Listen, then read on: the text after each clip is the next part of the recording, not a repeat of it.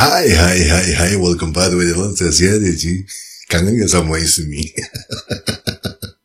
Tiba-tiba dia muncul lagi. Kemarin nangis-nangis, sedih-sedih. Muncul lagi dan masih teriak-teriak nih. Terus gue juga dapat kabar, dengar ya, bahwa dulunya katanya dia adalah mantan jaksa atau gimana gitu yang stres terus dipecat. Itu bener apa enggak? Coba tolong deh kalau memang ada ininya. Gue pengen tahu deh linknya kalau ada videonya. Karena beredar seperti itu dari komen-komenan netizen tuh, ada yang bilang seperti itu. Pemikirannya si Ismi ini gue gak tahu juga ya. Ini emang stres ya. Semua orang diserang. Dan itulah yang menyebabkan ada pro kontra juga tuh. Ada juga yang mendukung dia nih. Beberapa ada tuh kalau dia melakukan live. Gue ada satu video dia live tuh.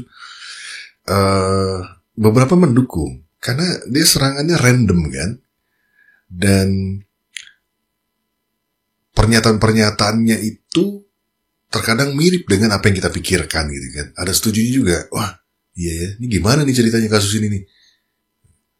Tapi yang bikin kontroversi memang caranya ini. Yang menurut gue luar biasa ya. Boleh dibilang gak ada adabnya sama sekali. Terutama ketika dia membuat konten dan menyerang.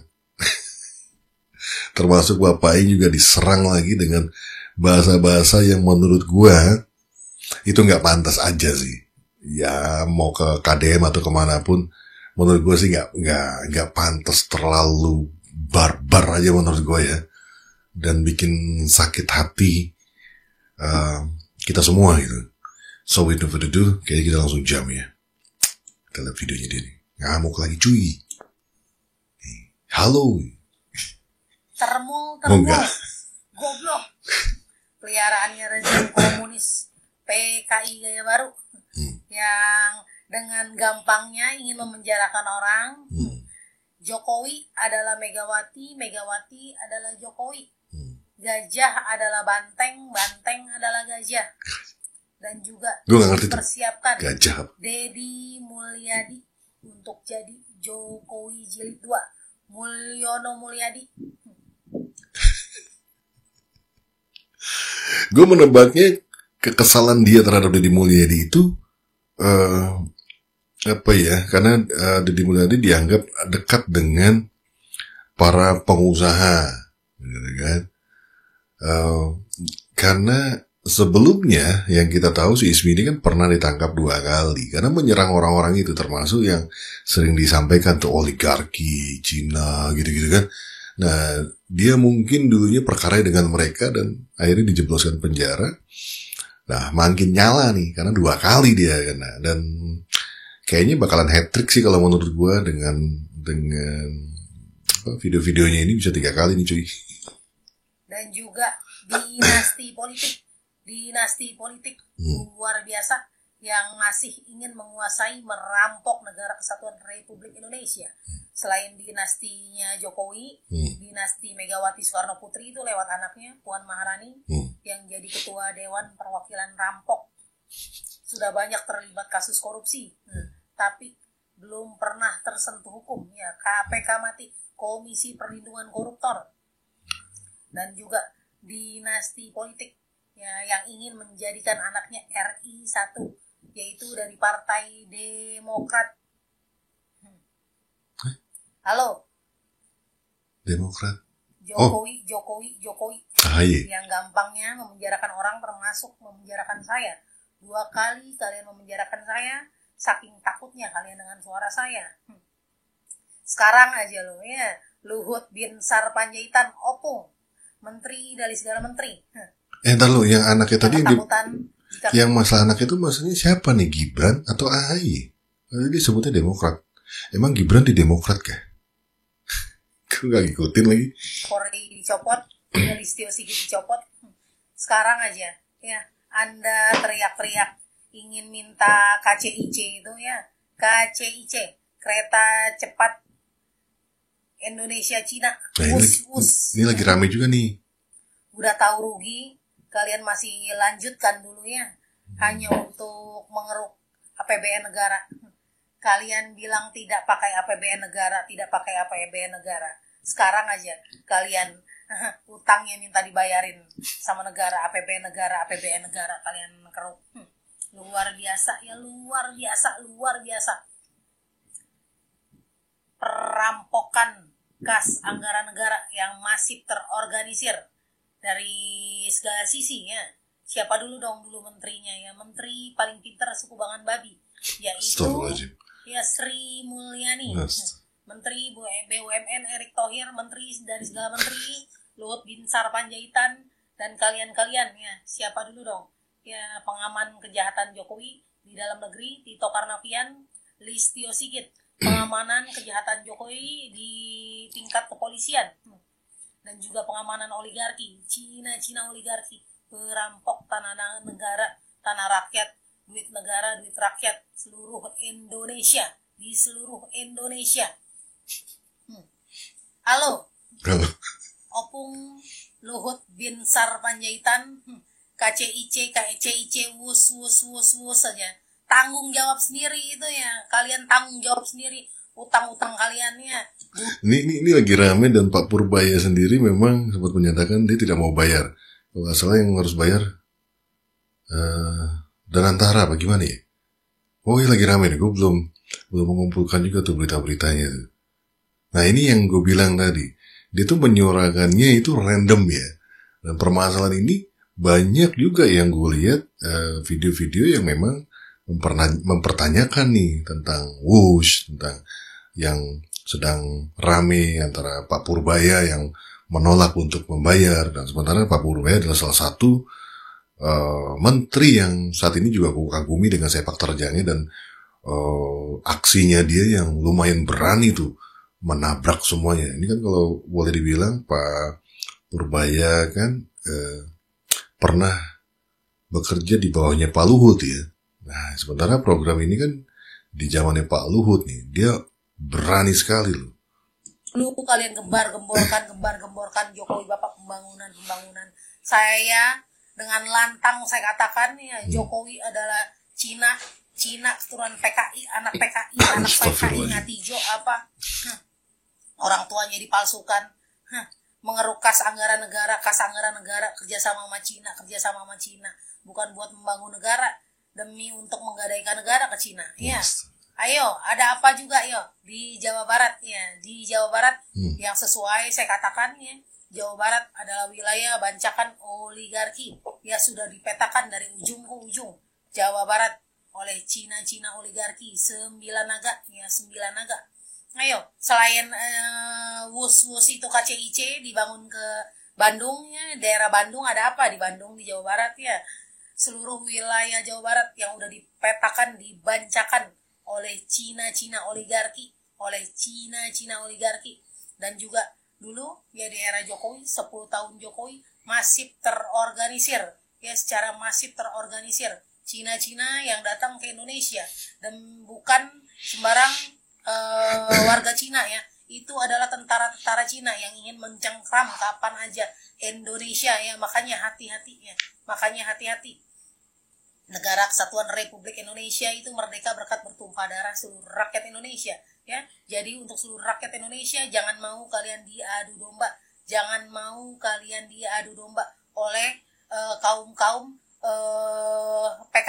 PKI gaya baru, komunis gaya baru yang telah berhasil bangkit di era reformasi, lebih tepatnya lagi era 98 bentukan Megawati Soekarno Putri ya. Tuh kan, jadi wawasan dia tentang isu-isu yang berkembang tuh juga banyak nih, pustakanya nih banyak nih ya. Ini yang gue bilang, akhirnya beberapa memang terlihat ada yang mendukung apa yang disampaikan gitu kan, kecurigaan dia terhadap tadi kejahatan korupsi ya yang disampaikan berulang kali. Cuma memang cara penyampaian ini yang memang bikin panas sih gitu kan. Terlebih yang seperti kalau dia menyerang Pak Deddy, yang menurut gua Pak Deddy tidak melakukan itu bukan seperti apa yang dia maksud, kan kita jadinya marah gitu kan.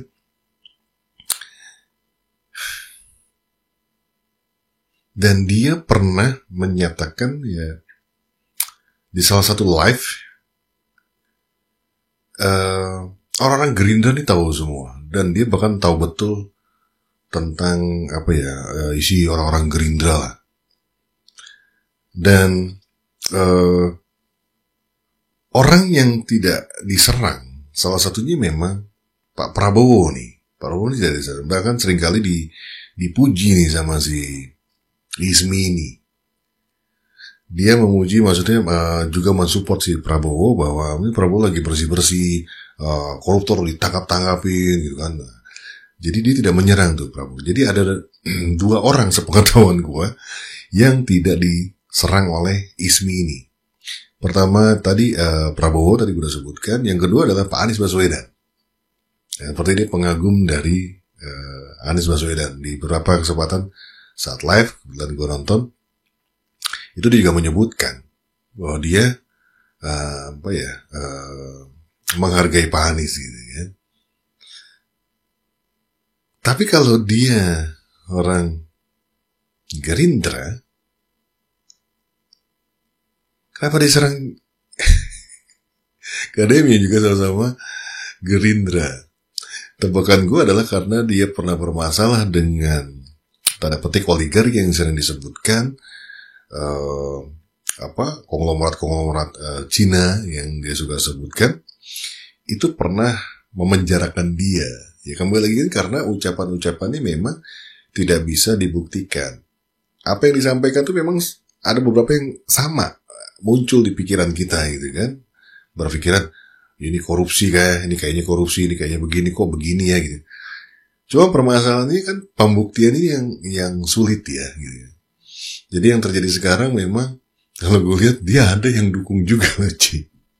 Ada beberapa orang yang dukung dia nih karena berani menyuarakan kecurigaan yang cuma ada diem di otak kita nih gitu kan. Nggak berani nih kita keluar karena ya kita tahu konsekuensinya ketika kita menyampaikan itu dan tidak punya bukti, itu kan jadi udah tuduhan. Tapi ini orang ini emang keberaniannya emang harus diakui ya. Walaupun kadang kita berpikir ini kayaknya emang gak punya data orang ini. Cuman memang dia berani aja menyuarakan apa yang ada di dalam otak kita gitu. Dan sebagian dari kita kan tidak berani menyuarakan itu karena ya tadi, karena kita tidak memiliki bukti dan bisa blunder nih. Apalagi sekarang dunia internet seperti ini, kalaupun lu habis bikin video terus akhirnya lu take down, lu hapus, kan udah nyebar. Orang bisa repost, orang bisa download videonya dan sebagainya. Seperti ini kan bisa gua ambil nih videonya. Gitu. Jadi ya pasti bahaya sih orang. Aduh. Era reformasi yang dimana Kepolisian Negara Kesatuan Republik Indonesia menjadi anak emas dari hukum di Negara Kesatuan Republik Indonesia yang hancur lebur. Bahkan generasi anak cucu kita, anak cucu bangsa diracuni dengan berbagai sisi, dengan narkoba, dengan judi online dan segalanya ya. Framing berita-berita bohong, framing berita-berita hoax untuk pengalihan isu, bahkan kasus pembunuhan ya, di framing kasus pembunuhan sebagai pengalihan isu ya. Salam waras ya. Salam waras, rakyat cerdas bersatu, rakyat cerdas bersatu, rakyat cerdas bersatu, sehat-sehat Indonesiaku, sehat-sehat Indonesiaku, sehat-sehat Indonesiaku. Permasalahan pengalihan isu pun sering kan mampir di otak kita yang mencurigai, wah kasus ini besar nih, padahal sebelumnya ada kasus besar yang melibatkan pemerintah. Kita pernah terpikir itu dan berpikir, ini pengalihan isu nih, karena banyak akhirnya masyarakat fokus kepada permasalahan tersebut dan melupakan permasalahan yang besar juga, tapi berhubungan dengan pemerintah. Jadi ini yang gue maksud keberanian untuk menyuarakan. Dan termasuk kayak judul tadi. Secara logik gitu ya, gue juga berpikir, kan kita punya, sering muncul tuh, bagi gue pernah nonton di Deddy Corbuzier, ada hacker yang hebat gitu kan, yang jadi narasumbernya. Dan gue yakin, kita punya hacker-hacker juga yang luar biasa gitu. Nah, kenapa nggak bisa mertas dan mengetahui ini sumbernya dari mana gitu? Permainan judul ini bisa nggak dikacaukan tuh permainan judulnya atau dihapus dan lain sebagainya. Terus permainan judul itu kan harus di-download ya programnya, setahu gue ya, atau apa ya, atau masuk Chrome atau apa. Itu gak bisa ya di-blok gitu loh, maksud gue. Dilakukan pemblokiran gitu kan. Yang ditempatkan satu orang yang khusus untuk ngeblokir itu. Kalau diganti alamat, blokir lagi. Dia ganti lagi, blokir lagi. Terus diikuti. Kalau bisa sampai akar-akarnya. Dan langsung dilakukan penangkapan. Pusatnya di mana, masa ya nggak bisa ketahuan. Itu yang kadang-kadang suka aneh. Yang ditangkap adalah pelaku-pelaku judulnya. Sementara yang membuat enggak gitu. Ini kan agak aneh gitu. Dan akhirnya jadi rusak. Memang karena judul itu benar tadi yang sampaikan dia, gue setuju bahwa akhirnya jadi rusak karena permainan-permainan judi yang dilakukan oleh orang-orang. Keluarga jadi rusak, berantakan dan sebagainya. Ya itulah si Ismi dengan kontroversinya yang ya kembali lagi apa yang disuarakan itu beberapa memang yang ada di dalam pikiran kita. Gue nggak menolak, mengakui ada di kepala gue apa yang tadi disampaikan dari awal sampai akhir itu ada beberapa yang iya juga. Tapi kembali lagi yang nggak bisa diterima adalah tadi tuduhan-tuduhan atau kataan hinaan ya. Maksud gue kalau dengan cara penyampaian yang gimana gitu mungkin akan bisa menarik simpati dari netizen banyak ya. Kalau sekarang kan orang mau dukung juga, pertama mungkin takut kan terlibat kalau kita terlihat betul mendukung, wah ke bawah-bawah nanti kan, kita yang sangkanya pendukung. Aduh, ya gimana menurut kalian? Kalian bisa tulis di kolom komentar ya tentang si Ismi ini. Yang kemarin sempat menghilang dan sepertinya dia fokus ke bisnis floris yang ada di daerah Jakarta Barat. Lupa lagi nama florisnya. Kalian kalau masuk ke akunnya TikToknya dia di Rakyat Jelata 80 itu ada nomor teleponnya dia juga itu. Dan pada kesempatan live itu dia sempat juga terganggu dengan telepon yang masuk gitu kan. Kayaknya dia salah memulai bisnis dan mengiklankannya di TikToknya yang kontroversi. Kalau mau dia buat di platform yang lain lah gitu. Ini dimunculkan nama usahanya, nomor teleponnya di platform TikTok, di mana di TikTok itu dia menyerang semua orang. Ya hancurlah bisnisnya. Itu kayaknya nggak bisa, susah untuk mencapai bintang 5 karena pasti digeruduk sama netizen yang bisa jadi bintangnya bisa 1. Gue belum cek sih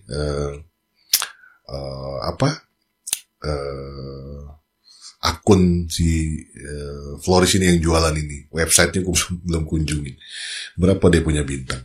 Well, I think that's it guys, kita ketemu lagi di video lainnya. Itulah Ismi dengan segala kontroversinya. Sehat-sehat buat lo semua. It's a wrap. Bungkus.